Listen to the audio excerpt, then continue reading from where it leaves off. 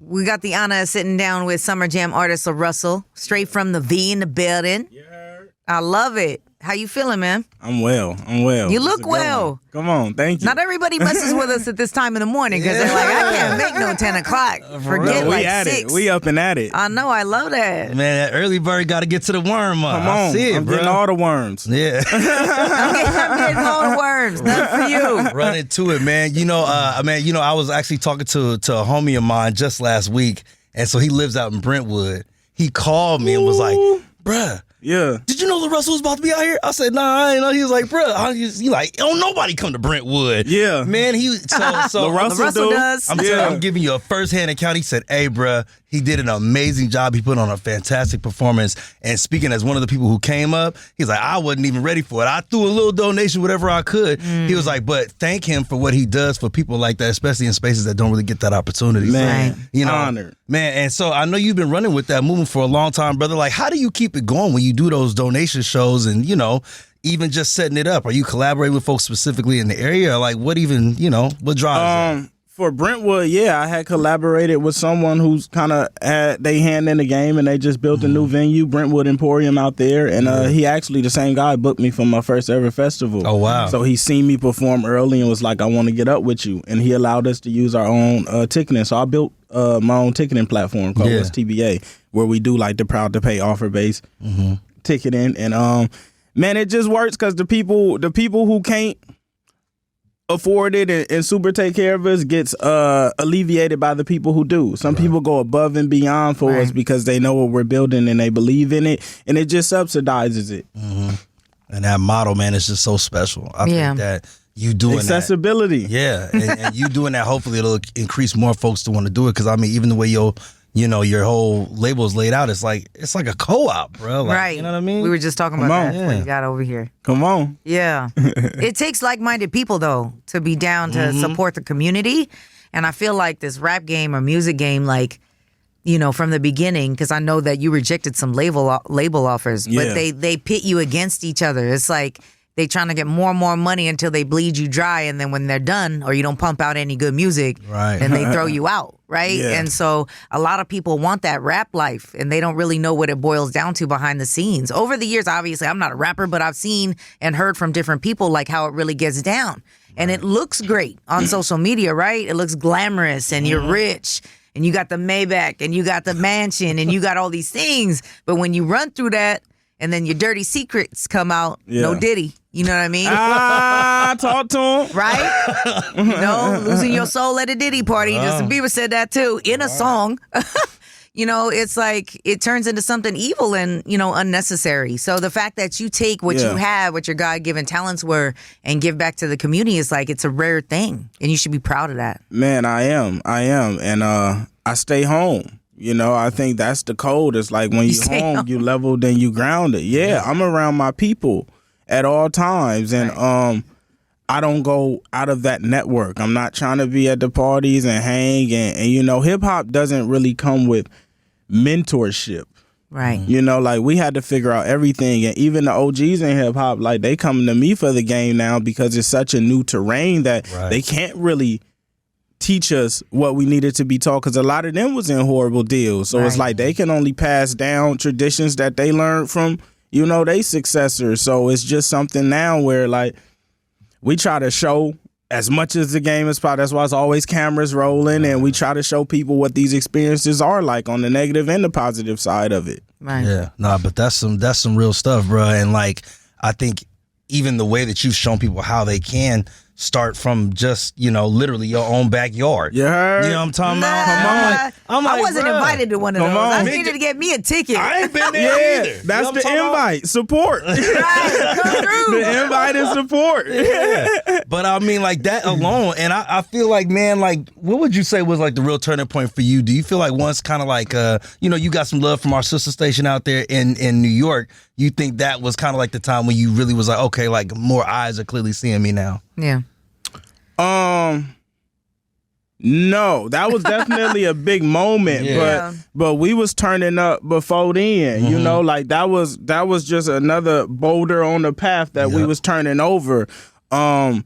really, once I put out a project and I start walking around the hood and like, you know, my UPS driver pulled up one day and was like, what the hell was that you gave me the other day? And that was when it was like, oh, we got something. Right. And it's kind of moving.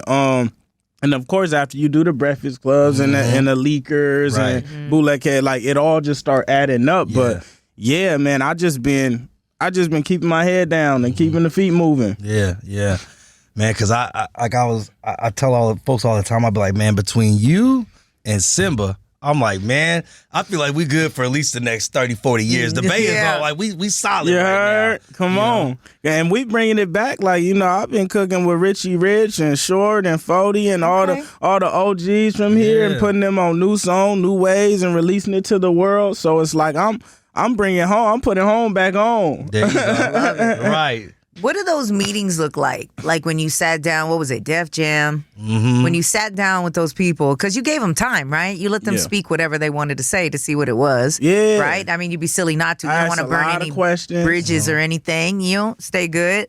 What did it? I know how to swim, so some bridges we let them burn. Okay. we got a ferry. I mean, there's people behind that. You know, the corporate ones, they don't care about nobody. Man, but the folks that they probably put you in front of or whoever, like, people too, they're just trying to make a living or whatever. So what did that look like when they sat down with you with the contract? Like, look, this is what we're going to do for you. Like, what were their words? Because I've always been curious about how that the contract never comes in person. Okay. Right? Because people know what they're doing in those contracts. Right. Like, they'll never give it to you and be like, look at this in front of me. You know, they want you to go sit alone because of the content that's in it. Yeah. But my meetings with Def Jam was actually pretty good, you know, and I love the people over there, but it came down to them like they just didn't have the power to do what I wanted to do for my career and my journey. You know, the person who owns Universal and the person who makes the decisions, you know, they still got to go ask for permission. And that's what I've been learning with the major system. It's like, with my business, if I want to do anything, there's no permission asked. It's like, I want to get that done. We're going to help them. We're going to do this. But with them, there's always like a chain of command. Even when you're talking to the chairman of the label at that time, it's like he still has to go ask somebody. So it's just always, the deal has just never been in alignment with what I was trying to do. You know, I dropped 30 albums in the past 5 years. And some of those deals, you know, I would have had to be there 5 albums once a year. It would have locked me in for 7-8 years. And it just wasn't feasible for what I was building. And my whole thing was like, if you want to help me, help me. If I have to sign a contract for you to help me, you probably don't want to help me. Right. Yeah. They just want to have you make money for them. My name's spelled wrong on there. Oh, he put Mr. SNL, the second L. Yeah. And it's his face. That's our producer. Yeah. Get it on camera. Right. Get it right before Summer Jam. Right. On God. Right. So what drove you, what was the first point where you were like, because, I mean, obviously, I'm sure your mama raised you right? You go to church, all the thing, maybe, sometimes when you could. You know, it. My parents raised me well. They raised me as best as they could raise me. Okay, well, it doesn't have to involve church, but, you know, it does sometimes, you know, from the point of where you were like, I'm going to do this for my people, and I'm not going to be so focused on trying to be as rich as I can. Not that you can't do both. But what was that point? Did you see someone and you were just like, man, I got to do something about this, especially in where I grew up and my roots in my Bay Area, like, because change is needed so bad right now. Yeah. So whatever inspired you, it's like I would love to get that message out to up and coming artists, up and coming whatever, politicians, teachers, you know, whatever it is. Like, look for that thing in your life that inspires you to give back, because we need so much of that right now. Yeah.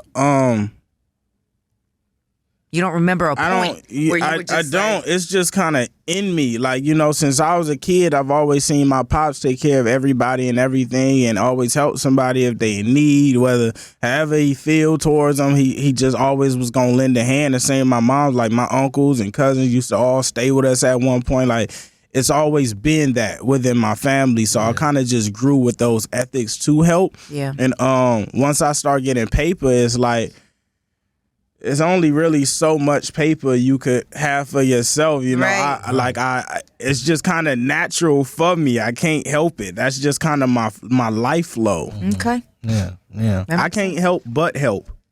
I love that. Yeah. And I definitely, we had showed you love, I think probably at least, during the pandemic, especially when you were with the working meals. with that, with the business over there in Vallejo. Almost. Yeah. And, tapping in stuff like that. Like that right there, you talk about helping the community, stuff like that, and situations like that is how you can continue to do that, man. For real. Yeah. Feeding people and literally, helping those in your community, man. Like that's big, bro. Don't stop. Don't ever stop doing that much. Come on. You feel me? Or working with the artists in your community too, because I need one more from you and Neff, bro. Oh, it's coming. We got a crazy one. We got a crazy one on the way. Right. We got a crazy one on the way. Okay. And I've been getting it in with everybody. Yeah. I see, man. So, how did you end up in the studio with Timbaland?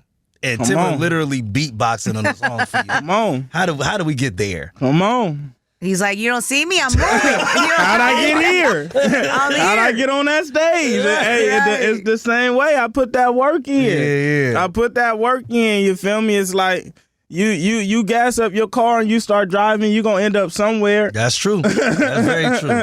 Yeah. How was that experience, bro? Being in the studio and working with that man, like Incredible. Right? I remember when I was about to lay my verse, I had like that butterfly feeling, and I haven't felt that in eons. Yeah. Like shows don't even do that to me no more. And it was just like that brief moment of like, man, life is real. Then I went and ate that shit up. I mean, I went and ate it up. But it was like, it was a beautiful thing for me as just a like reminder, like Timbo and Missy Elliott. Right. The reason I put dancers in my videos now is like trying to recreate that feeling and that element. So for him to just be there and be cheering and give us so much grace and to even bless it with beatboxing, and it's like I was able to put that song on streaming and give him royalties in it, and the people who assisted my whole team has royalties in it. So it's like, man, it's incredible. It's just those moments that remind you that life is real and is moving. And those are the things that matter. Yeah. Right. Yeah. Very surreal. Naturally just come to fruition and then create a whole different thing. Right. Yeah. That's dope. We need you to have one more of those surreal moments August 10th, bro, because I know you're going to hit the stage with all that energy, bro. That's light. Yeah, I'm talking about. So give us a quick set list, man. I mean, we don't have a set. No? Ever. You just go out there and do any it. video you see online of me performing with a band or anything, we never have a set. We stopped using the set like 2-3 years ago. We just play. I never know what they gonna play, and they never know what I'm gonna do. We just Really? I love it. That's dope. Yeah. That's the real whole dope. thing. They sync. They don't need it. Right. Yeah. We just play. I mean, it's just that's the thing. It's like if we mess up, we mess up. We get to have fun and joke, Hey, but man. we just out there to play. Yeah. Okay. All right. So we're gonna get a gumbo pot then. I'm here for it. If you could for me. Uh-oh. If you would, if they decide to have, that one on their mind that day, just do that little dance you be doing, bro. Oh yeah. You know what I'm talking about? Just even if it's slight, just a verse for me, you feel me? Now I don't even know what that is. He got a song. You want to get up or you want and give her a little taste of it? one of y'all at least? No? I could cuss on here? Yeah, Already been cussing. yeah, African nigga in the European whip. Like we ain't come here on no European ship. Fuck your opinion, shut your European lips. Money and murder, that's that. I know better, I just hold my tongue. Niggas yelling out total while I'm on my run. Happily wave back as I hold my gun. Hey, I seen a lot of niggas die, they all look like me. Know your rights get denied when you look like me. Yeah, we both from different sides, but you look like me. How come the man in the mirror never look like me? Unfamiliar, quite peculiar, do you know yourself? Are you tending to your garden, do you grow yourself? Are you living in the past, do you hold yourself accountable for all that's bad like you owe yourself? A new life, a new bitch, a new you.